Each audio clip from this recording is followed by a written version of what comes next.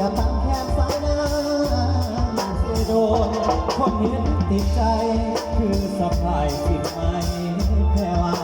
พอวันจากคนกุมหาเรากันมาตั้ง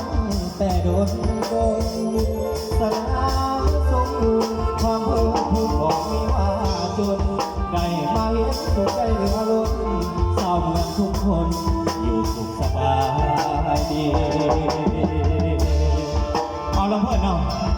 จะยาวต่อแล้วยาวต่อเด้อจะสองสอดไปเลยเนาะ